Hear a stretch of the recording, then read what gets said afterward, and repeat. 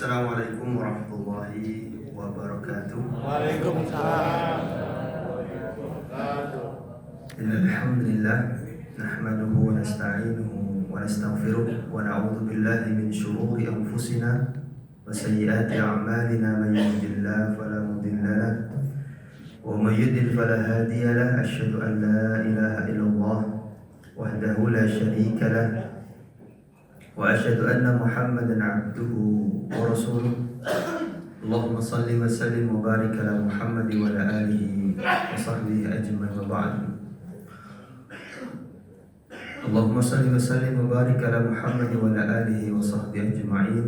Ma'asyiral muslimin, alhamdulillah kita bersyukur kepada Allah. Pagi hari ini Allah Subhanahu wa taala pertemukan kita di satu majelis ilmu, taman dari taman surganya Allah Subhanahu wa taala di muka bumi ini, yang kita selalu berharap bahwa setiap kali kita duduk di majelis ilmu, semoga Allah jadikan majelis ini sebagai majelis yang barakah. Ilmu yang dikaji di dalamnya Allah jadikan untuk kita sekalian sebagai ilmu yang bermanfaat, ilmu yang bisa kita amalkan untuk menjadi bekal kita kelak menghadap Allah Subhanahu wa taala. Ilmu yang bermanfaat, ilmu yang menjadikan kita semakin takut kepada Allah. Karena sejatinya itulah ilmu yang sebenarnya, ilmu yang membuat diri kita takut kepada Allah. Para ulama mengatakan aslul ilmi khasyatullah. Asal daripada ilmu itu atau pondasi daripada ilmu itu adalah khasyatullah, takut kepada Allah. Semakin ilmu itu menjadikan kita lebih takut kepada Allah, berarti itu adalah ilmu yang bermanfaat. Al-ilmu al-khasyah, rasa takut kita kepada Allah itu menunjukkan bahwa kita telah mengenal Allah Subhanahu wa taala sebagai Rabb kita. Sebaliknya ma'asyiral muslimin, jika ilmu itu kemudian tidak menjadikan kita lebih takut kepada Allah, malah semakin jauh dari Allah, maka itu adalah tanda bahwa ilmu itu tidak bermanfaat. Maka berhati-hatilah dengan ilmu yang seperti ini, yang justru menjadikan kita semakin jauh dari Allah, semakin tidak taat kepada Allah, semakin kita tidak takut kepada Allah.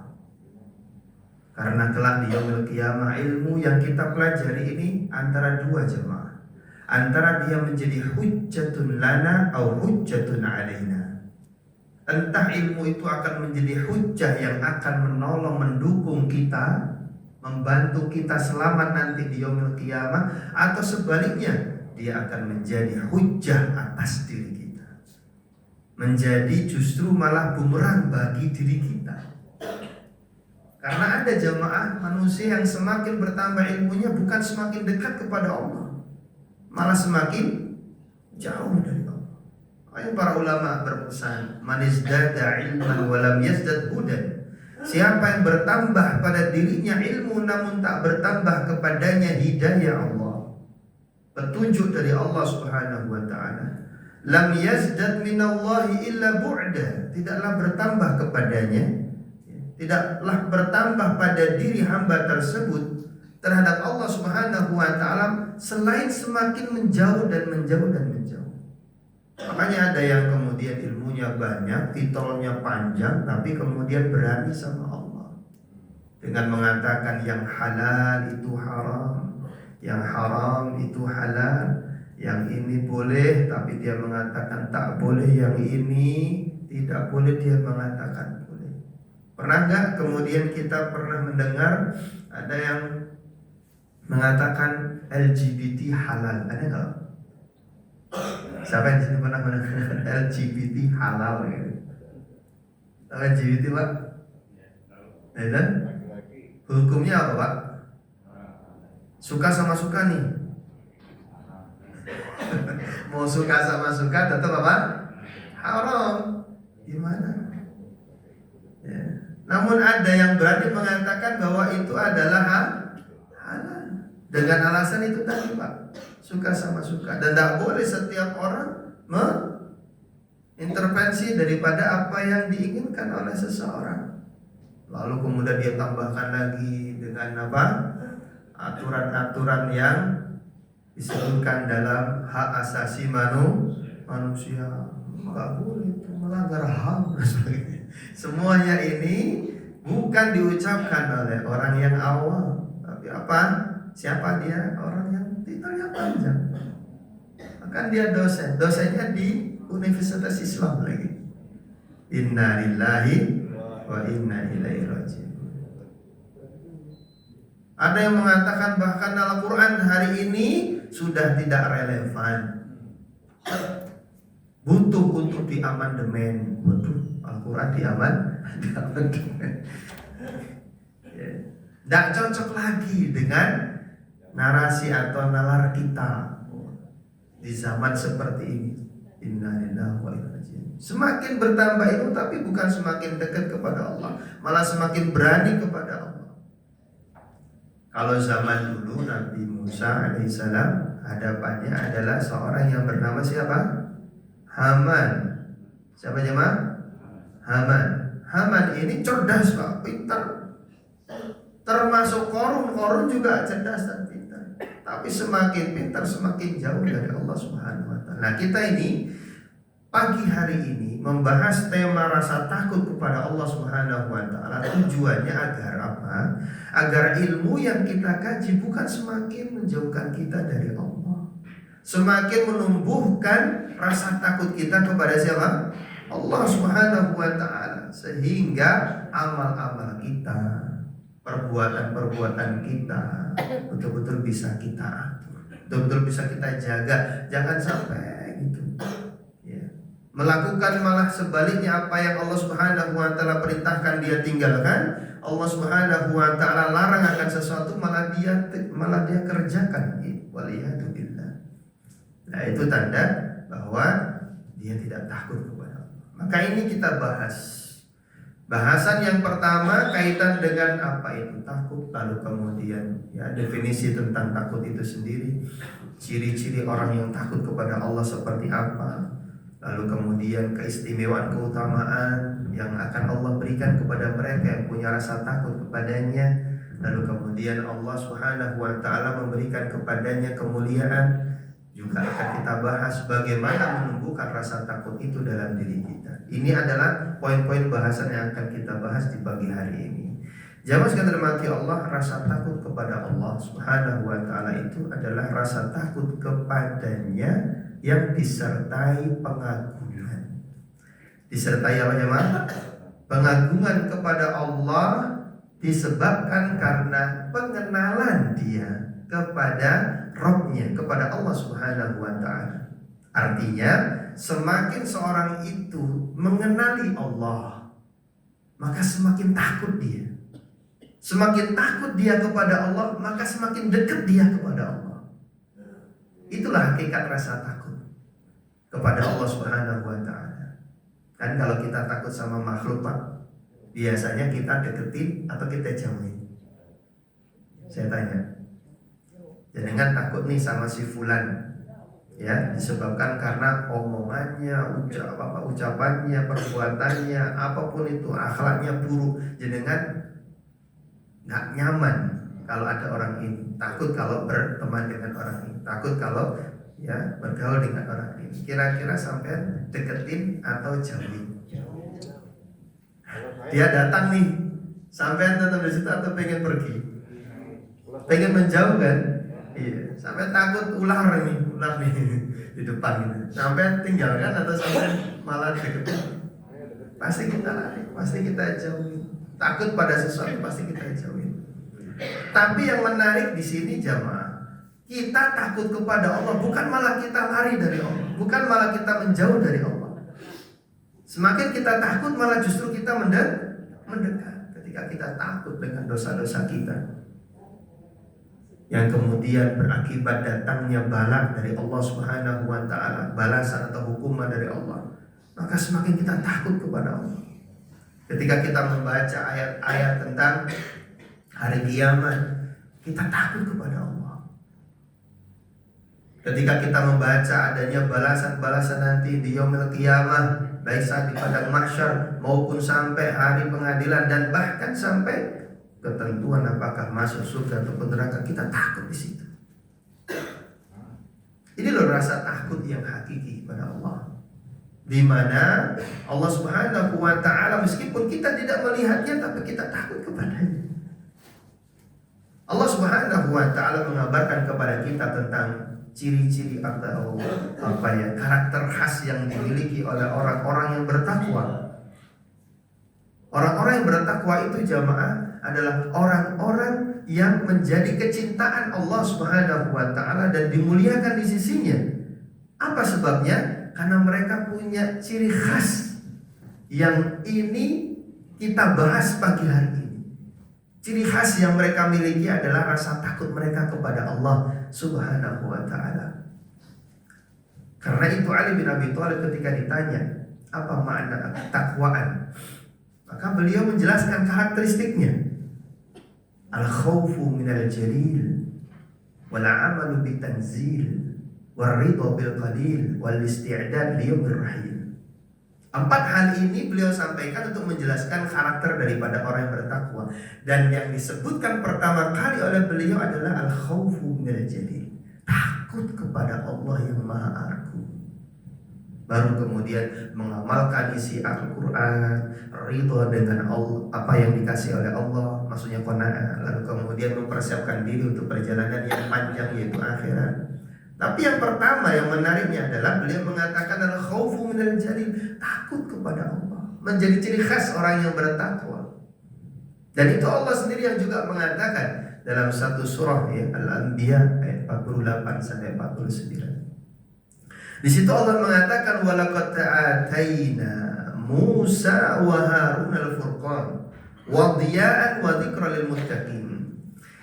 Dan sungguh kami telah memberikan kepada Musa dan Harun Al-Furqan, maksudnya adalah kitab Taurat, wa dhiya' cahaya, wa dzikran peringatan bagi orang-orang yang bertakwa. Siapa orang-orang yang bertakwa di sini ya Allah? Alladzina yakhshawna rabbahum bil ghaib wa hum minas sa'ati musyrikun.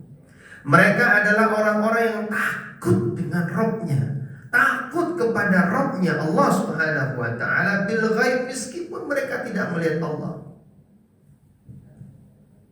Dan mereka kepada datangnya hari kiamat lebih takut lagi.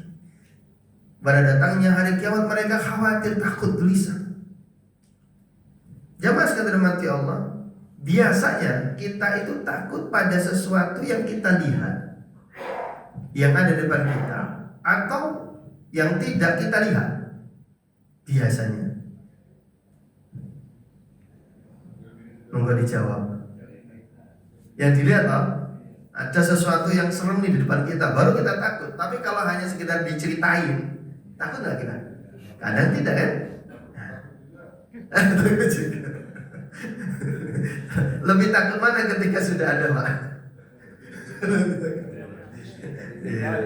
Mungkin kalau tidak ada bendanya, bukan takut namanya, tapi apa?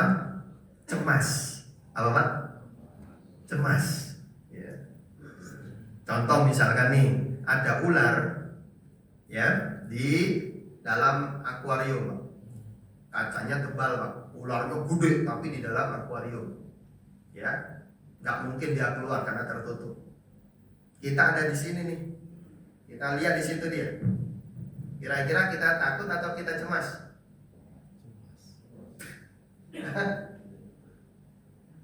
Halo, Pak. Ini nggak mungkin ini bisa keluar nih. Ada muncul kekhawatiran dalam diri kita. Itu namanya bukan takut, tapi apa? Cemas, karena posisinya hanya ada di pikiran kita. Cemas. Oh, ini nanti kira-kira kalau dia lompat mana ya? Padahal apa? Nah, mungkin dia lompat. Ada kecemasan tuh, pikiran kita main di situ. Tapi kalau kemudian takut, Pak, itu pasti posisinya adalah di mana yang kita takut itu ada di depan kita. Baru kemudian kita apa? Nggak pakai pikiran, antara dua, lawan atau lari. Itulah yang namanya apa? Takut. Tapi yang kita pahami di sini, masya Allah ya, alladzina yakhshawna rabbahum bil ghaib, takut kepada Rabb mereka yang mereka sendiri tidak melihatnya, yang gaib, yang tidak dilihat oleh mata kita, yang tidak bisa dilihat oleh panca indera kita semua. Tapi kita takut kepada Dia. Ini loh yang merupakan rasa takut yang sebenarnya itu. Sehingga implikasinya apa jamaah? Meskipun kita tidak ada orang di kanan kiri kita, ketika ada kesempatan untuk bermaksiat, kita tahu bahwa Allah Subhanahu wa taala melihat kita. Kita tahu bahwa Allah Subhanahu wa taala mengawasi kita. Muncul rasa takut itu sehingga kita tidak melanggar aturan-aturan Allah. Itulah yang sebenarnya rasa takut yang diinginkan oleh Allah di ayat ini. Wa hum minas sa'ati musyfiqun, bahkan terhadap apa yang akan datang nanti, yaitu hari kiamat, mereka takut. Sehingga rasa takutnya mereka tersebut menjadikan mereka lebih dekat dengan Allah, mengamalkan apa yang diperintahkan oleh Allah, menjauhi apa yang dilarang oleh Allah, dan mempersiapkan selalu posisi amal-amal mereka untuk perjumpaan pada hari kiamat nanti. Inilah rasa takut yang diharapkan itu jemaah. Rasa takut yang kemudian menjadi penggerak, motor penggerak ibadah kita kepada Allah, berserta dengan ar-raja wal mahabbah. Rasa takut ini gak bisa berdiri sendiri, maka dia harus berdampingan dengan yang namanya rasa harap dan rasa cinta kepada Allah. Tiga hal inilah yang kemudian menjadi pondasi atau motor penggerak ibadah kita, yang selalu harus ada dalam setiap ibadah kita kepada Allah Subhanahu wa taala. Yang hari ini kita bahas satu bagiannya, yaitu al-khauf, rasa takut kepada Allah Subhanahu wa taala. Orang-orang yang memiliki rasa takut seperti ini jamaah, disayangi Allah, dipuji oleh Allah di banyak ayatnya.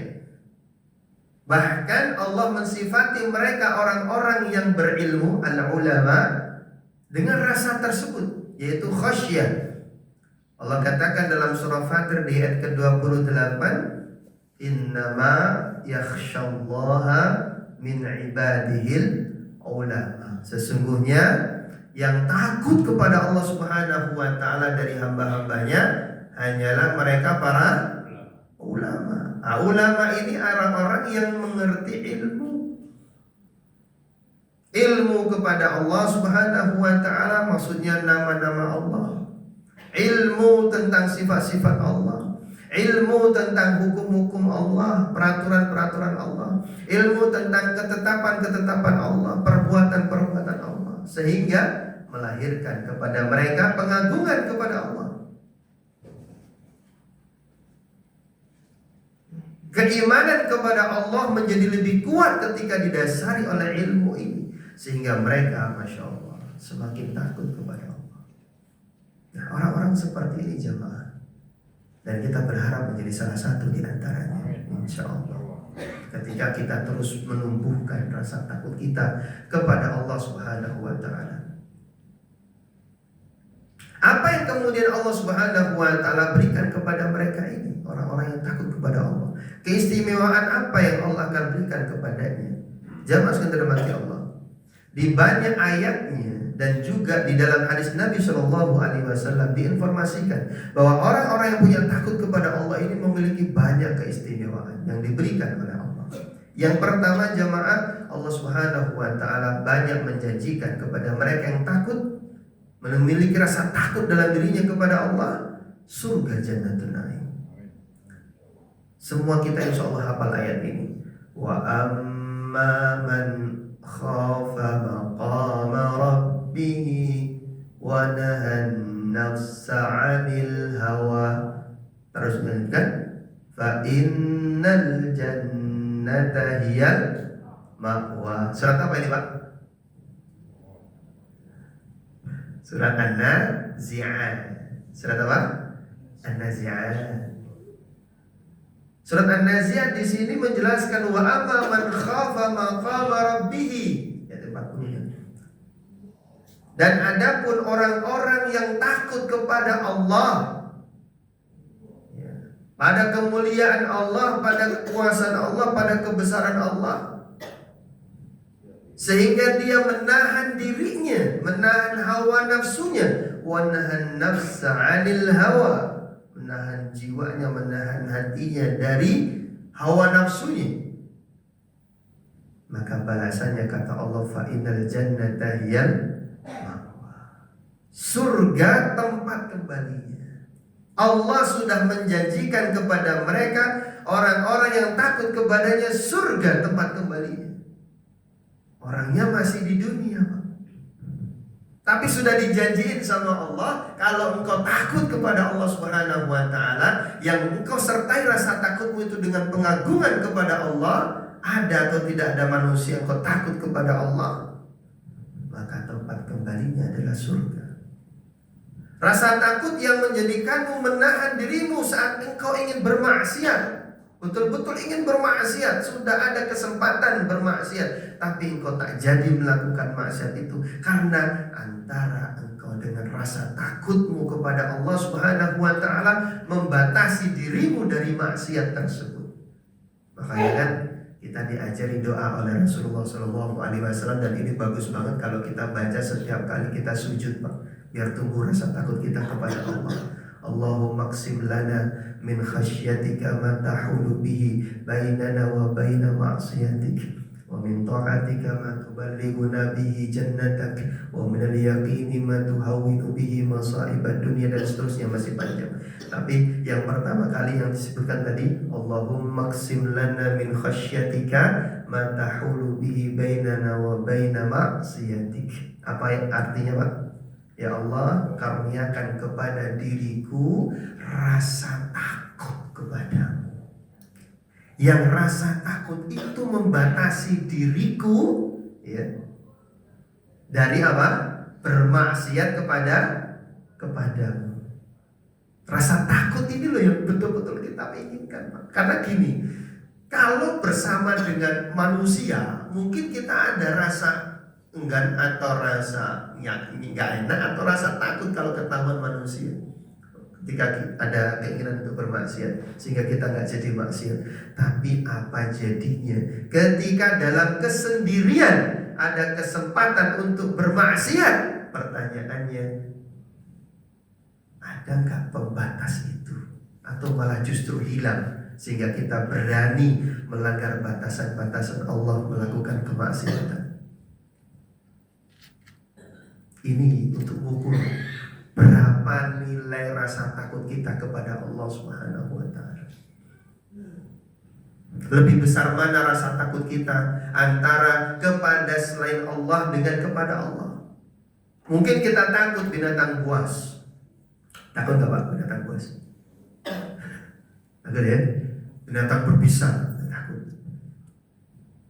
Takut dengan rampok, begal dan sebagainya. Mungkin kita takut, ya, mungkin kita takut. Tapi bagaimana dengan rasa takut kita kepada Allah Subhanahu wa taala? Sementara kita yakin bahwa mereka semuanya itu, kalaulah kita punya takut kepada mereka, kita yakin bahwa mereka tidak akan memberikan mudarat sedikit pun walau seujung jari kita ketika Allah Subhanahu wa taala tidak menghendakinya. Tapi seringnya kita jauh lebih takut kepada hal-hal tersebut daripada kepada Allah. Dan itu ditandai dengan beraninya kita melanggar larangan Allah. Jamaah sekalian dirahmati Allah, ini yang pertama diberikan oleh Allah Subhanahu wa taala kepada mereka, apa? Surga. Dan surganya ini, Masya Allah, Allah Subhanahu wa taala mensifati surganya buat orang-orang yang bertakwa, yang punya rasa takut itu, jamaah, itu bukan satu, jamaah. Di surah Ar-Rahman itu disebutkan Allah memberikan kepada mereka yang punya rasa takut ini 4. Berapa, jemaah? 4. Yang pertama disebutkan waliman khafa maqama rabbih jannatan fabi ayyi ala'i rabbikuma tukadziban. Jangan hafal yang pertama atau yang kedua? Apal yang Fabi Ayi ya? Kenapa? Diulang-ulang. Waliman khafa maqama rabbih jannatan. di ayat 46-nya. Kata Allah Subhanahu wa taala, dan bagi mereka orang-orang yang takut kepada Allah Subhanahu wa taala adalah surga, dua surga. Jannatan itu artinya dua surga. Lalu kemudian Allah sifat itu jamaah. Dua surga yang disampaikan di ayat 46 yang pertama ini sifatnya seperti apa? Wa bi ayyi ala'i rabbikuma tukadziban dawata afnan fa bi ayyi ala'i rabbikuma tukadziban. Ya. Wa min dunihima jannatan, itu nanti setelah ayat-ayat ini sampai di ayat berikutnya ya. Agak panjang di situ, setelah menyebutkan sifat-sifat semuanya surga yang tadi dua itu, Allah tambahkan lagi wa min dunihima jannatan, dan selain daripada dua surga yang indah tadi, Allah tambahkan lagi dua surga yang lainnya. Berarti berapa surga? 4 surga. Masya Allah. Bisa saja ini bermakna derajat, bisa saja ini betul-betul surganya diberikan, karena surga itu punya banyak pintu. Ada jannatul adn, ada jannatul firdaus, ada jannah dan sebagainya. Ya tak? Nah, Allah sediakan buat mereka 4, Pak. Padahal kata Nabi SAW, surga kalaupun itu satu saja, dan yang diberikan oleh Allah kepada mereka orang-orang yang terakhir kali masuk surga. Jadi ketika semua sudah masuk surga, Pak, ini ada orang yang paling belakangan masuk surga. Ketika dia masuk surga, Abu Sa'id Al-Khudri radhiyallahu anhu menceritakan ini dari Nabi SAW, bahwa ketika orang yang terakhir kali ini masuk surga, dia melihat seluruh surga sudah penuh. Dia keluar lagi, minta sama Allah, ya Rabb, surga sudah penuh nih. Masuk lagi dia. Apa yang terjadi ketika dia masuk? Dia melihat surga miliknya, kapling dia, sejauh mata memandang, dikalikan 10 kali 5. Itu baru satu surga, Pak. Dan itu diberikan kepada mereka yang masuk surga terakhir kali, surga yang paling bawah. Gimana surganya? Sejauh mata memandang, dikali 10 kali 5. Lah ini nggak dikasih 1, dikasih berapa tadi? 4 jemaah. Kemuliaan yang luar biasa. Surganya pun diberi sifat lagi oleh Allah Subhanahu wa taala buat mereka orang-orang yang takut ini apa? Didekatkan kepada mereka. Allahu Akbar. Didekatkan, wa uzlifatil jannatu lil muttaqina ghairu ba'id. Hada ma tu'aduna likulli awabin hafid. Wa uzlifat artinya didekatkan surga ini. Di surah Qaf ayat 31 sampai 33. Didekatkan oleh Allah Subhanahu wa taala surga tersebut kepada mereka yang takut kepadanya. Ya. Di tempat yang begitu sangat dekat kepada mereka. Lalu dikatakan kepada mereka, hada ma tu'adun likulli awwabin hafiz. Ini loh yang dijanjikan kepadamu, wahai orang-orang yang mau balik, mau kembali dan terus menjaga aturan-aturan Allah, yang menjaga batasan-batasan Allah, yang gak mau melanggar batasan-batasan Allah karena takut kepadanya. Ini loh surga bagi mereka. Siapa? Man khasyiyar rahman, yang mereka takut kepada Allah, yang mereka nanti akan datang kepada Allah Subhanahu wa taala dengan hati yang bertaubat. Di ayat ini selain informasi bahwa surga itu didekatkan, ini ada informasi juga bahwa mereka yang punya hati bertaubat, artinya kembali kepada Allah, mendapatkan kesempatan surga tersebut. Artinya jemaah, bukan kemudian orang yang didekatkan surganya ini adalah orang yang gak pernah berbuat dosa, bukan. Orang yang mungkin bisa jadi sebelumnya banyak dosa, lalu kemudian mereka bertaubat kembali kepada Allah, itu juga termasuk dapat ini. Karena mereka pasti kembali kepada Allah dipicu oleh rasa takut kepada Allah. Ya. Ada lagi dalil yang lainnya kaitan dengan surga ini dibuat untuk orang-orang yang takut. Apa itu? Di akhir surah Al-Bayyinah ayat 8. Jazaa'uhum inda rabbihim jannatu adnin tajri min tahtihal anhar khalidina fiha abada radiyallahu anhum wa radu an dzalika liman khasyya rabbah. Lihat, dzalika surga yang disiapkan oleh Allah itu, yang menjadi balasan bagi mereka orang-orang yang beriman dan beramal saleh yang takut kepada Allah itu, yang mereka kekal di dalamnya. Jannatu adn disiapkan liman, buat siapa? Liman khasyya rabbah, buat yang takut kepada Allah Subhanahu wa taala. Masya Allah. Dan masih banyak lagi ayat yang lain. Ini yang pertama. Allah juga menyiapkan buat mereka. Allah janji pasti ini dikasihkan. Apa itu? Ampunan dan pahala yang besar. Apa jemaah? Ampunan dan pahala yang besar. Jenengan juga hafal ayatnya. Surat Al-Mulk dibaca terus kan? Rutin ya, di ayat yang ke-12. Innal ladzina yakhshawna rabbahum bil ghaibi lahum maghfiratun wa ajrun kabir. Kan gitu. Sesungguhnya orang-orang yang takut kepada Rabb mereka, padahal mereka tidak melihat Allah, bagi mereka kata Allah ampunannya dan pahala yang besar.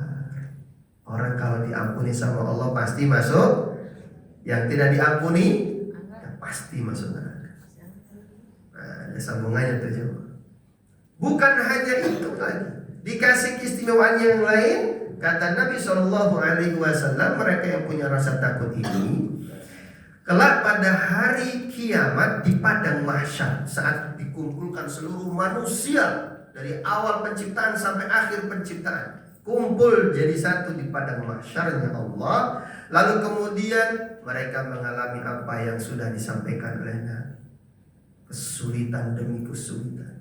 Itu adalah fadzalika yaumun asir, hari yang sangat sulit. Sulitnya karena betul-betul tidak ada tempat naungan di situ. Tidak ada tempat berlindung sementara matahari Allah Subhanahu wa taala dekatkan. Semuanya tersiksa ya, kecuali mereka yang dilindungi oleh Allah. Semuanya terpapar terik matahari yang Allah dekatkan.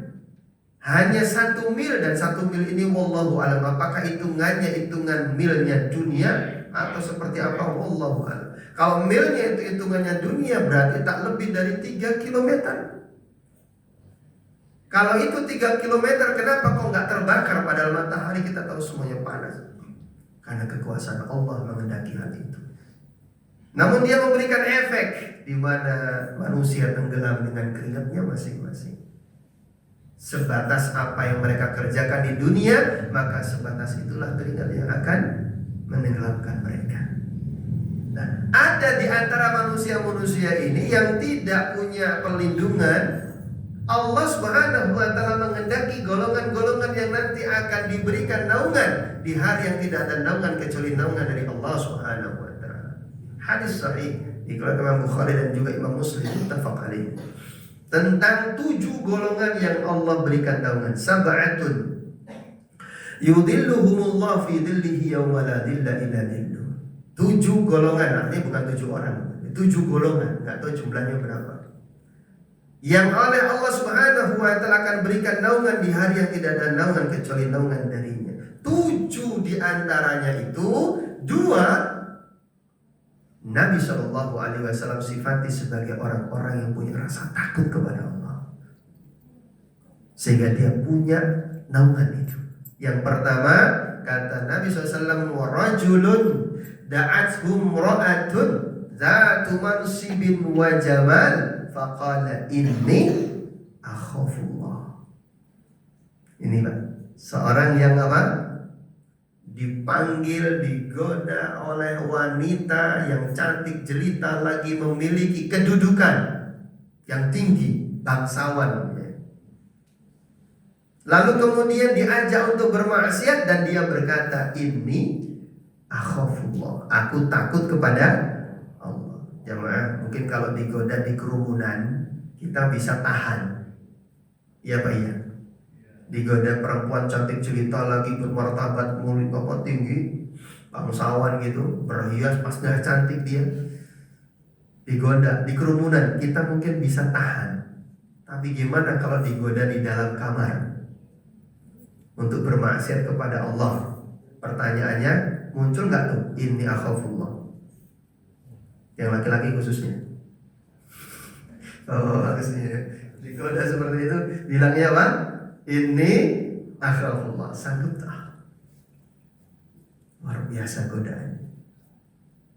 Ya, dan kita harus sadari nih Pak, bahwa Allah Subhanahu wa taala sudah menitipkan nafsu kita, syahwat kita yang pertama kali minan nisa, pada perempuan, godaan luar biasa.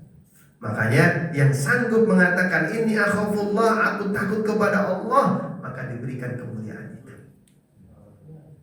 Ini yang pertama. Yang kedua jamaah adalah warajulun dzakarallah khalian fafadat aina. Seseorang yang ingat kepada Allah Subhanahu wa taala dalam kesendiriannya lalu mengalir air matanya karena takut kepada Allah. Saat dalam kesendiriannya dia ingat Allah, dia ingat dosa-dosanya. Lalu dia takut dosa-dosanya itu mengundang daripada balasan Allah kepadanya, azabnya, kezaliman-kezaliman yang dia lakukan. Oh, dia ingat saat itu. Saat dia sendirian Pak, gak ada orang yang melihatnya, dia lalu kemudian menangis. Dua orang inilah yang akan diberikan oleh Allah naungan nanti di hari kiamat. Ya. Ini naungan dari Allah Subhanahu wa taala. Dan masih banyak lagi. Allah berikan kepada mereka akhir yang baik Pak. Akhir yang apa? Akhir yang baik. Husnul khatimah. Kita ingin seperti ini Pak. Suatu kali Nabi SAW mendatangi seorang pemuda dalam kondisi sakratul maut pemuda tersebut. Ya. Jadi ceritanya disampaikan oleh Anas bin Malik radhiyallahu an bahwa dakhala Nabi sallallahu alaihi wasallam ala syabin wa huwa fil maut.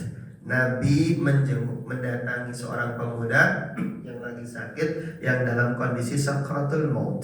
Nabi mengatakan kepada pemuda tersebut, "Kaifa tajiduka?" Bagaimana kau mendapati dirimu sekarang? Jamaah sekalian dirahmati Allah. Seorang yang dalam kondisi sakratul maut, ya, ditanya, "Bagaimana kau mendapati dirimu sekarang ini?" Biasanya akan menjawab, yaitu apa? Kebiasaan-kebiasaan yang sudah dia lakukan sebelum-sebelumnya itu akan tergambar pada saat apa? Sakratul maut. Pemuda ini malah mengatakan begini, "Ya Rasulullah, inni arjullah wa inni akhafu dzunubi." Ya Rasulullah, sungguh saat ini aku berharap kepada Allah. Dan saat ini aku betul-betul takut dengan dosa-dosaku ya Rasulullah. Maka Nabi pun menjawab, "Wallah, demi Allah nih, la yajtami'an, tidaklah berkumpul dua perkara, dua hal fi qalbi 'abdin fi misli hadal mautin." Tidaklah berkumpul dua hal pada diri atau pada hati seorang hamba di kondisi yang seperti ini, illa a'tahullahu ma yarju wa amanahu mimma yakhaf. Kecuali Allah pasti akan memberikan apa yang dia harapkan dan akan memberikan pengamanan, perlindungan dari apa yang dia takutkan. Maksudnya apa?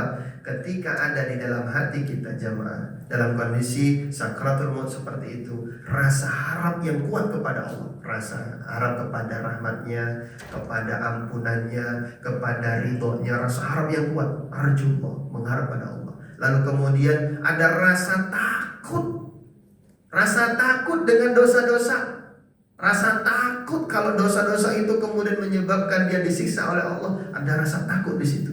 Maka Allah akan memberikan sebaliknya. Allah berikan itu harapan-harapan dia yang dia inginkan, itu Allah akan kasih itu. Artinya Allah masukkan ke dalam surganya. Kemudian diberikan rasa aman dari apa yang dia takuti tadi itu. Artinya dia akan diselamatkan dari neraka jahanam. Dia akan diselamatkan dari neraka jahanam, aman dari siksa Allah Subhanahu wa taala, dan dimasukkan ke dalam surganya. Itu akan diberikan. Sementara Yakinlah bahwa yang di akhir kehidupannya, lalu kemudian sebelum-sebelumnya itu adalah isinya kebiasaan-kebiasaan maksiat, akan tergambar di situ. Ini pemuda alhamdulillah nih husnul khatimah, dan kita berharap seperti itu. Karena saya sendiri pernah baca di satu buku, yang di buku tersebut dibagi Pak, akhir kehidupan manusia. Yang baik ya satu bagian lagi adalah akhir yang buruk. Dan diceritakan di situ bagaimana akhir orang yang buruk tersebut macam-macam Pak. Ada yang kebiasaannya judi, maka kemudian yang keluar dari lisannya bukan kalimat thayyibah, tapi justru apa? Kalimat-kalimat yang biasanya buat orang judi apa Pak? Pasang apa? Pasang nomor, atau apa kalau main apa tuh? Ya, apa kartu nah, entah itu domino atau apa kan? Biasa. Ya, itu akan tergambar Pak. Dan wallahu alam ya, saya pernah mendengar langsung dari orang yang saya belajar nyetir, instruktur yang ngajarin saya mau setir mobil tuh, ambil nyetir, dia cerita di tetangganya saat meninggal sakratul maut begitu, kata dia mendengar langsung dari mulut orang tersebut kalimat yang seharusnya tidak diucapkan bagi orang yang beriman, yang inginnya kalau pas meninggal keluar kalimat thayyibah la ilaha illallah. Tapi ini bukan keluar itu Bang, justru malah keluar apa? Joker dengan ngepas joker. Kan di kartu ada joker kan? Joker. Saya nggak percaya dulu. Saya tanya kepada dia, Mas ini beneran ya? Sampai jangan ngasal cerita, sampai dengar sendiri atau mendengar dari orang lain. Enggak Pak Budi, demi Allah saya mendengar sendiri langsung. Ngeri Pak, langsung saya di situ. Gimana tidak? Itu berarti apa? Gambaran orang itu bahwa sebelum-sebelumnya dia memang sudah terbiasa dengan hal tersebut. Apa itu? Judi. Ada juga yang di buku tersebut orang yang suka minum-minum, pada saat dia mau mati keluar kalimat itu, aku ingin minum. Jamaah, kita berharap bahwa rasa takut kita kepada Allah Subhanahu wa Ta'ala, rasa takut kita akan dosa-dosa kita, ini membimbing kita nanti pada saat Allah Subhanahu wa Ta'ala tetapkan ajal kita. Saat menjelang sakratul maut, kalimat yang keluar atau apa yang terjadi pada diri kita, di sekitar kita, itu semuanya menunjukkan hal-hal yang baik. Pengennya begitu atau begitu? Pasti pengen begitu ya. Dan ini Pak, Masya Allah ya, rasa takut ini luar biasa. Kalau kita perdalam lagi, ini menyebabkan diri seseorang akan diberikan kelapangan hati untuk bisa menerima nasihat Pak. Karena hanya mereka yang takut kepada Allah yang kemudian hatinya lapang, mudah menerima nasihat. Disampaikan ayat, disampaikan hadis, tergerak hatinya, masuk. Makanya Allah Subhanahu wa Ta'ala menyatakan kepada para anbiya dan para rasul itu, innama tundirul ladzina yakhshawna rabbahum bil ghaib. Kalian hanya akan bisa memberikan peringatan, nasihat kepada mereka yang takut kepada Allah. Di akhir surah Qaf juga Allah sampaikan, wa dzakir bil Qur'an, berilah peringatan dengan Al-Qur'an. Siapa ya Allah? May yakhafu wa'id, orang-orang yang takut kepada Allah dan juga takut dengan ancaman-ancaman Allah. Mereka lah yang bisa mengambil apa? Pelajaran. Makanya kalau hati kita keras, tidak ada takut kepada Allah, dinasihatin gimana pun mentalnya, sampai berbusa-busa nggak masuk bahkan melawan, naudzubillah, dengan mengatakan dalil mulu, dikit-dikit dalil. Sampaikan Al-Quran bilangnya apa? Dikit-dikit dalil. Innalillahi wa inna ilaihi. Kerasnya hati bisa seperti itu ya. Bahkan ada yang mengatakan, udah ini kan di Indonesia, kita pakai hukum Indonesia saja. nggak usah pakai hukum Arab. Pernah saya lagi debat sama keluarga masalah waris. Saya sampaikan dalilnya. Mereka bilangnya apa? Oh ini kan hukum Arab ini pakai hukum Arab. Kita pakai hukum Indonesia aja. Gitu. Ini bukan hukum Indonesia, bukan apa? Hukum Arab ini. Ini Al-Quran. Allah yang dawuh di sini, Allah yang bilang, yang menetapkan di sini. Kau berani sampai mengatakan begitu? Berdebat saya di situ. Astagfirullahaladzim. Alergi dengan apa? Al-Quran. Lalu bagaimana hatinya akan tergerak menerima nasihat sementara dia kepada Al-Quran seperti itu? Jangan sekadar mati Allah, ini keistimewaan-keistimewaan yang diberikan oleh Allah kepada mereka yang punya rasa takut. Lalu bagaimana menumbuhkan rasa takut itu? Jamaah, orang takut kepada Allah itu para ulama bagi jadi dua. Yang pertama adalah orang yang takut kepada Allah Subhanahu wa taala dengan balasan-balasannya, ya, azab, siksa dan lain sebagainya atas setiap maksiat yang dilakukannya atau kewajiban yang dilalaikannya. Dia takut kepada Allah karena itu. Ini adalah rasa takut yang basic, rasa takut yang wajib dimiliki oleh setiap orang yang beriman. Takut kepada Allah Subhanahu wa taala akan balasannya dari setiap perbuatan kita. Ya, maksiat yang kita langgar atau kewajiban yang kita lalaikan, kita harus punya rasa takut dalam hal ini, jemaah. Karena inilah yang akan menjadi pembatas antara kita dengan maksiat, insyaallah. Seperti yang dikatakan oleh Sa'id bin Jubair ketika mengatakan, ini seorang tabi'in mengatakan tentang khasyah.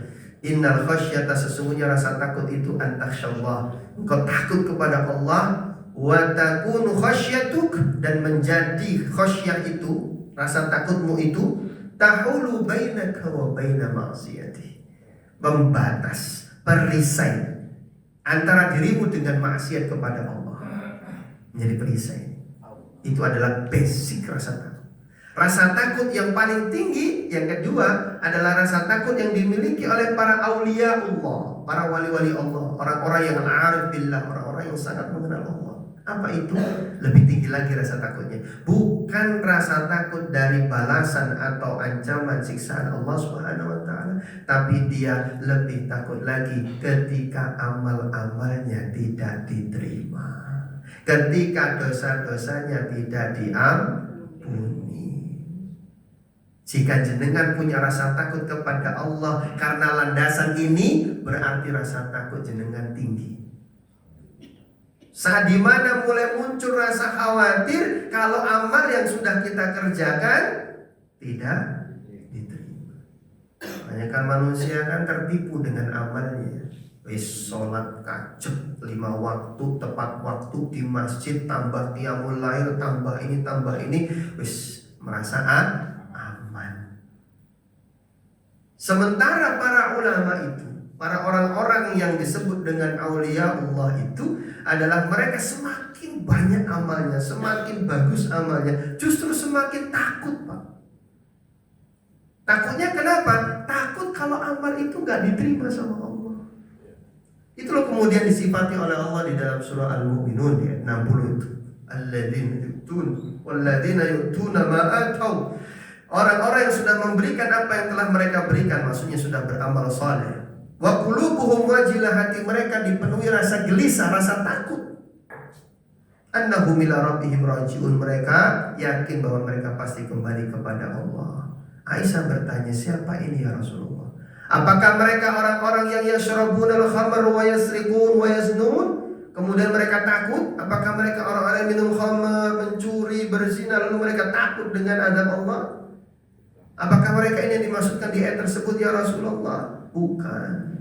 Kata Nabi, mereka adalah humul ladzina yusallun wa yasumun wa yasaddaqun. Mereka itu orang-orang yang salat, orang-orang yang puasa, orang-orang yang sedekah. Wa hum yakhafun alla yuqbala minhum, tapi mereka takut kalau tidak diterima amal-amalnya. Karena rasa takutnya tersebut, ayat berikutnya 61, ulaika yusari'una fil khairat, Mereka sehingga bergegas dalam amal soleh. Mereka bersegera dalam amal soleh mereka. Wahum laha sabiqun, dan mereka berlomba-lomba terus. Masya Allah. Ini loh Pak, yang kita inginkan itu rasa takut yang seperti ini. Semakin baik kita, semakin banyak amal kita, semakin takut kalau ini nggak diterima sama Allah. Ya, kita sudah minta ampun sama Allah, semakin besar rasa takut kita ketika apa? Nanti kalau Allah nggak ngampuni saya gimana?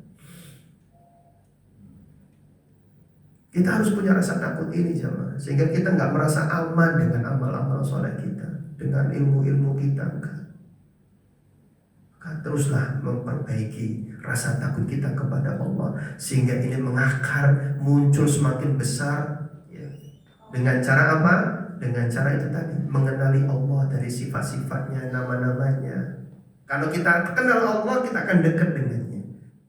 Yang melahirkan rasa muraqabah, merasa diawasi oleh Allah, sehingga muncul al-ihsan dalam diri kita. Itu rasa takut seperti itu. Kemudian apalagi membaca ayat-ayat terkait dengan apa yang Allah sampaikan tentang hari kiamat, tentang adanya surga dan neraka, tentang adanya balasan, ancaman dan lain sebagainya. Ini kalau kita baca, kita tadabburi, muncul rasa takut kita kepada Allah. Tumbuh rasa takut kita kepada Allah, insya Allah. Demikian jemaah sekalian dirahmati Allah, rangkaian bahasan dari al-khauf minallah, yaitu rasa takut kepada Allah.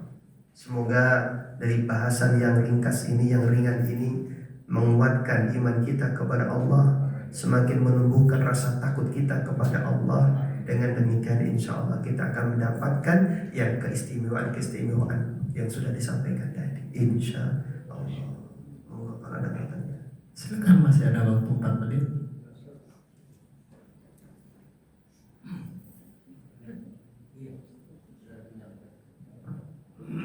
Assalamualaikum warahmatullahi wabarakatuh. Waalaikumsalam. Pertama sekali saya terima kasih waktu yang diberikan pada saya. Kalau berkaitan dengan tema tadi ya Pak Ustadz, rasa takut kepada Allah Subhanahu wa Ta'ala. Nah, ini saya sangat senang sekali dengan tema ini, memang pas sekali dengan keadaan kita sekarang Pak Ustadz. Nah, lagi pula juga saya melihat cara menyampaikan Pak Ustadz juga sangat bagus dan juga sangat sistematik gitu, sehingga mudah bagi kita semua di sini Pak Ustadz. Nah, kemudian juga karena tadi Pak Ustadz, nah kita lihat keadaan kita sekarang itu memang rasa takut kita itu dibandingkan dengan 30 atau 50 tahun lalu jauh sekali.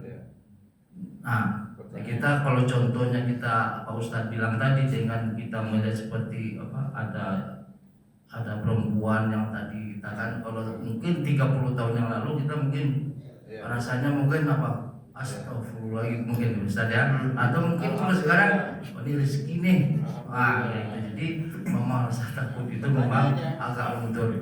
Nah, sekarang pertanyaannya banget. Jadi pertanyaannya Pak Ustadz, nah bagaimana rasa takut itu kalau kita kaitkan dengan keadaan kehidupan kita sehari-hari? Rasa takut pada Allah tadi. Yang kedua, bagaimana cara mengatasinya rasa takut pada Allah Subhanahu. Udah ya. Assalamualaikum warahmatullahi wabarakatuh.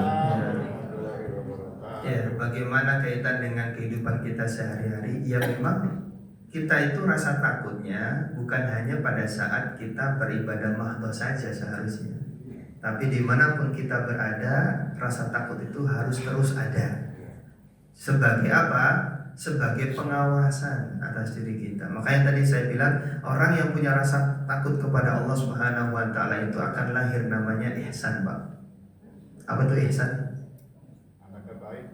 Anta'budallah ka'annaka tarah. Engkau beribadah kepada Allah Subhanahu wa Ta'ala, engkau takut kepada Allah Subhanahu wa Ta'ala, seakan-akan apa? Engkau melihat Allah Subhanahu wa Ta'ala. Fa in lam takun tara fa innahu yara. Kalau engkau tak melihat Allah, yakinlah Allah mengawasimu, Allah melihatmu. Sehingga Pak, kalau rasa ini ada dalam diri kita, ihsan ini ada, pengawasan Allah Subhanahu wa taala terus kita rasakan, maka kehidupan kita ini akan teratur bagus, Pak. Pekerjaan-pekerjaan kita juga akan teratur bagus. Ya, lahir kejujuran. Orang yang melakukan korupsi, manipulasi, itu kan apa pikirannya? Oh, nggak ada yang tahu kok, nggak ada yang apa ngelihat kok, kan begitu ya? Merasa nggak diawasi oleh Allah Subhanahu wa taala. Padahal pengawasan Allah itu 24 jam. Nggak pernah Pak kalah itu yang namanya apa? CCTV. Allah Maha tahu. Kalau dia itu sadar dengan ini, maka insya Allah Pak, hidupnya semakin teratur, Pak. Hidupnya semakin bagus. Aktivitas-aktivitas pekerjaan dia semakin lurus, semakin bagus. Dengan itu kemudian lahirlah ketenangan, kan begitu? Kenyamanan, kan begitu? Ya. Orang kan tidak nyaman, nggak tenang, itu diakibatkan karena takut ketahuan orang. Dosa-dosanya ketahuan orang, kan takut dia. Perbuatan-perbuatan pelanggaran dia ketahuan seorang, takut dia. Akhirnya nggak nyaman, nggak tenang, gelisah aja isi. Tapi kalau dia sudah membuat dia atau kehidupannya, mengatur kehidupannya berdasarkan rasa takut dia kepada Allah, dia udah nggak takut lagi Pak. Ya, dengan nanti akan diketahui oleh orang ataukah tidak, dengan omongan-omongan orang lain seperti apa, dia udah nggak takut lagi ya Pak. Dia nggak takut lagi. Meskipun nih misalkan ada masalah dengan kita hidup bersosialisasi dengan masyarakat sekitar, nggak mungkin kita itu akan selalu apa benar dan sebagainya. Ada kalanya kita keliru dan sebagainya. Dan selama kita tidak lakukan dengan sengaja dan seterusnya, ya, dan kita pun juga sudah menyampaikan alasannya, kita bahkan meminta maaf. Setelah itu apa? Serahkan sama Allah Subhanahu wa taala. Karena ada Pak orang yang seperti ini dibawa terus Pak. Dibawa terus jadi kepikiran. Wah, nanti kalau diomongin lagi gimana? Nanti kalau orang-orang itu kumpul lalu menjauhi semuanya, jauh dari saya, menjauhi, mengisolir saya, terus gimana ya? Saya hidup gimana ya? Akhirnya stres dia. Padahal kalau dia sudah melakukan yang terbaik, dia benar-benar tahu bahwa dia tidak melakukannya, serahkan sama Allah. Terserah mereka mau ngomong seperti apa. Allah yang kemudian akan meluruskan semuanya. Allah yang akan menjagamu dari ucapan-ucapan mereka. Yakin. Jangan malah kemudian stres, malah kemudian apa? Mengunci diri lalu kemudian gantung diri. Ada Pak seperti ini gara-gara apa? Ngikutin omongan netizen. Ngikutin omongan orang, bla bla bla dan sebagainya. Padahal dia tidak melakukannya. Maka tanamkan insyaallah hidup akan semakin nyaman, makin tenang. Wallahu a'lam. Ada lagi yang lain? Oh, terakhir. Satu game? Ya, monggo Pak. Ini kan masalah takut, ini kan masalah bahasa ya. Ini kan bahasa yang positif. Kenapa kita kan takut karena Allah? Kenapa kita bilang berani karena Allah? Jadi kita berani menolak korupsi, berani menolak perempuan muda kita, ya, berani menolak kemungkaran. Jadi kalau takut ini kan bahasa yang negatif. Jadi istilahnya kita tanamkan berani karena Allah, berani menolak korupsi, berani menghadapin orang. Jadi itu bisa berani karena Allah gitu. Oh, berkaitan Pak Ustaz. Berkaitan pertanyaan saya. Berkaitan dengan ini. Gitu. Saya juga berpikirnya sama gitu. Saya ingin ibadah agar Allah sayang sama saya. Saya tidak mau saya meninggalkan segala maksiat agar Allah sayang sama saya. Itu rasanya lebih positif gitu untuk melaksanakan ibadah. Kalau menurut saya ya. Saya beribadah agar Allah sayang sama saya, Ah. atau dan saya menjauhi maksiat agar Allah sayang sama saya. Dan saya pun merasa kalau begitu lebih positif Pak Iya. dalam menjalankan ibadahnya. Iya. Gitu. Pertanyaannya. Saya itu pertanyaan Ya, itu itu. sama kayak itu Mas. Oke, saya paham. Yang jenengan sampaikan itu masuk bagian roja. Jadi kan tadi saya bilang ada apa? Ada 3 fondasi dalam ibadah kepada Allah. Yang pertama apa? Ar-roja, rasa harap. Barusan jenengan sampaikan. Ya, saya saya akan tadi beribadah supaya dicintai sama Allah. Nah, begini ya, saya akan membangun ini. Saya akan termasuk juga berani, ya, berani untuk menolak maksiat, berani untuk tidak korupsi, berani untuk melawan keburukan dan sebagainya. Ini masuk bagian apa, roja. Nah, ada juga, tapi ingat, roja ini nggak bisa berdiri sendiri, Pak. Kalau roja ini berdiri sendiri dan dia melampaui batas, maka akan menjadi seperti orang-orang murji'ah. Orang-orang murji'ah gini, ya pentingkan udah positive thinking aja. Allah kan Maha Pengampun, tenang aja. Udah Allah Maha Pengampun, berbuat dosa mah toh nanti kita taubat, Allah Maha Pengampun. Akhirnya Pak ngeremehin Pak akhirnya. Makanya harus ada yang namanya penyandingnya. Apa itu? Al-khauf, rasa takut kepada Allah.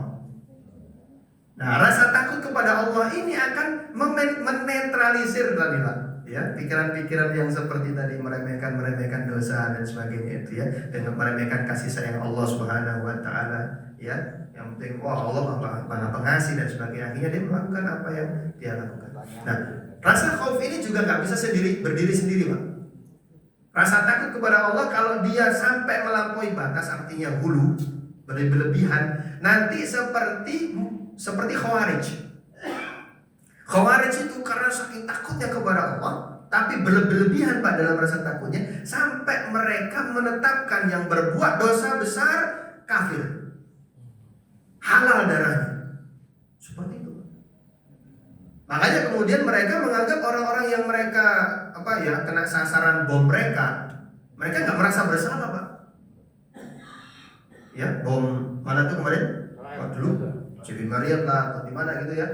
Ketika banyak saudara-saudara kita seiman yang meninggal dunia, mereka mengatakan mereka layak mati. Kenapa? Mereka orang kafir. Loh, kok bisa? Karena mereka berhukum dengan hukum selain hukum Allah Subhanahu wa taala. Maka mereka kafir, halal darahnya. Ini orang berlebihan hulu dalam rasa takut kepada Allah. Makanya rasa takut yang masyru', yang syar'i itu adalah engkau takut kepada Allah Subhanahu wa taala selama itu tidak memunculkan rasa putus asa dari rahmat Allah Subhanahu wa taala. Ini Pak. Jadi rasa takut ini disyariatkan oleh Allah dan Rasulnya agar supaya ibadah kita itu bisa bahasanya ya tawazun, seimbang. Dan kemudian ada muncul lagi yang ketiga, mahabbah, rasa cinta kepada Allah Subhanahu wa taala. Ini kalau diibaratkan oleh para ulama, khauf dan roja ini 2 sayap burung. Kalau mahabbah itu kepalanya, maka kalau ini hanya 1 saja sayap, tak bisa terbang. Ada 2 sayap tapi tak ada kepala, tak bisa juga terbang. Makanya kalau berlebihan dalam masalah cinta juga, hulu, ini bahaya juga, seperti yang dialami oleh Rabi'ah Al-Adawiyah, seorang sufi wanita yang mengatakan, ya Allah, kalau aku beribadah kepadamu karena takut nerakamu, masukkan aja aku ke dalam nerakamu. Duh. Pernah dengar kalimat ini, Pak? Tapi kalau aku beribadah kepadamu karena cinta, jangan sekali-kali masukkan aku ke dalam nerakamu. Ini seakan-akan wow kalimatnya, tetapi ada kekeliruan di dalamnya. Di mana yang seharusnya neraka itu harus kita minta sama Allah agar dijauhkan dari kita berlindung kepada Allah dari neraka. Kok ini berani mengatakan apa? Masukkan saja saya ke dalam neraka. Akibat apa, Pak? Rasa cinta yang kemudian berlebihan, gulu. Akhirnya seperti itu. Sementara Nabi SAW sendiri berlindung kepada Allah dari neraka. Dan kaitannya apakah ini kalimat positif atau negatif, ini tergantung bagaimana kita memahaminya, Pak.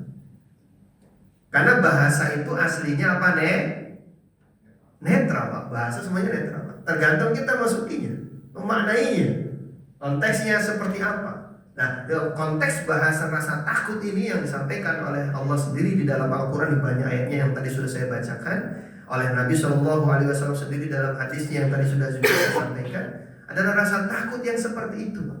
Yang saya sampaikan tadi, rasa takut yang masyru', yang disyariatkan. Karena ada juga rasa takut yang diharamkan Pak. Loh, ada nggak rasa takut yang diharamkan? Ada, yang tadi Pak, yang berlebih sehingga menyebabkan dia putus asa dari rahmat Allah, itu yang nggak boleh. Yang kedua, rasa takut sehingga menyebabkan dia meninggalkan apa yang wajib bagi dia. Contoh nih, ada keburukan di depan, Pak.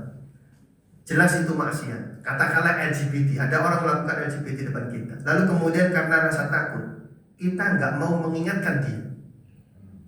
Nggak boleh, ini haram hukumnya. Al-khawful muharram namanya.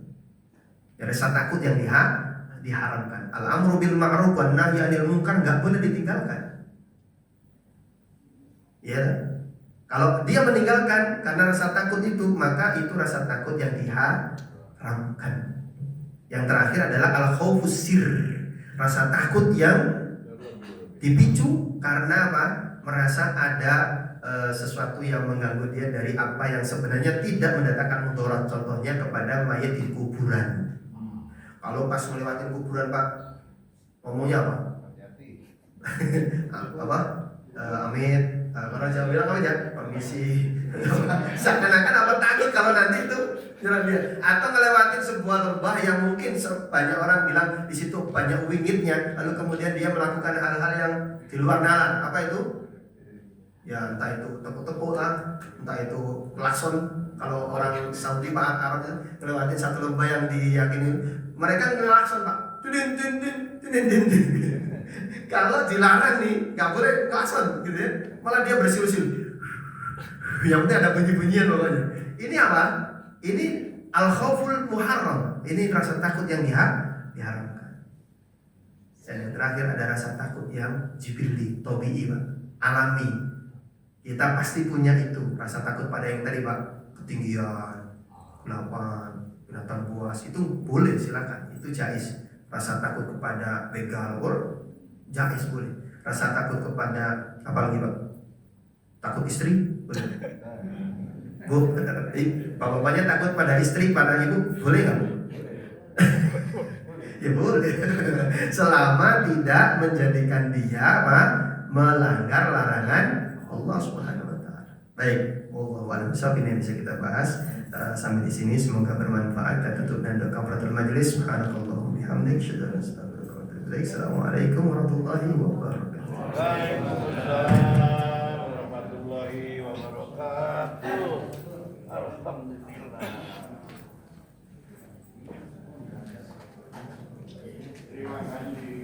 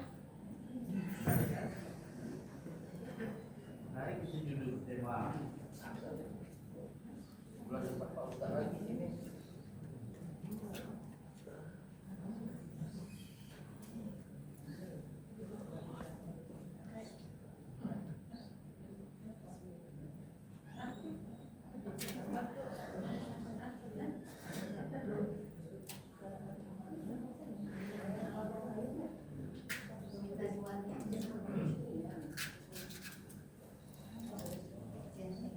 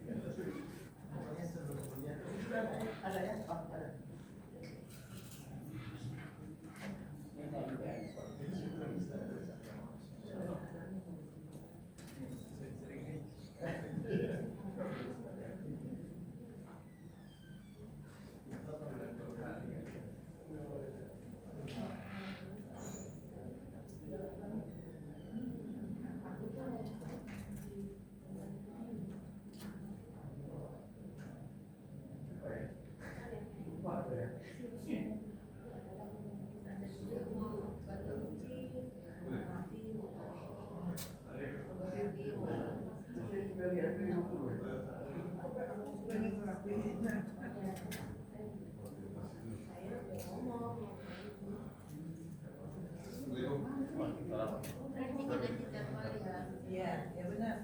Saya ikut ini sekali, kemudian sekarang karyanya.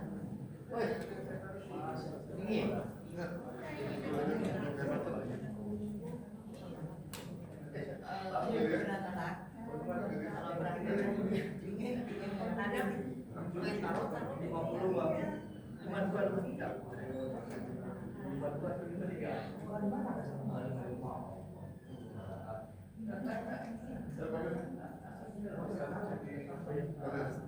aja ya. Ya. Nah, juga makan di sini ada.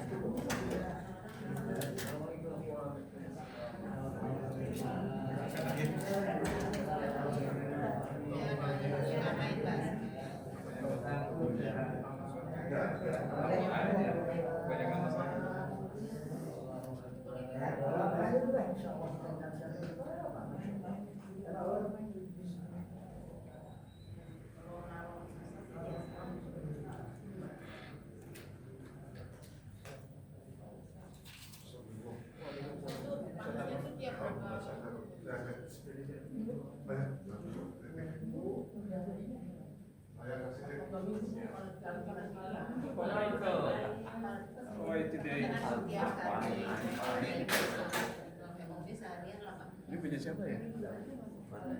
Reza. Ramzi udah pulang. Izin, ada yang punya ini? Oh iya, lupa. Oh. Lupa. Lagi sholat. Takut nanti lupa. Matiin ya. Matiin dulu Pak. Udah minta tolong. Udah.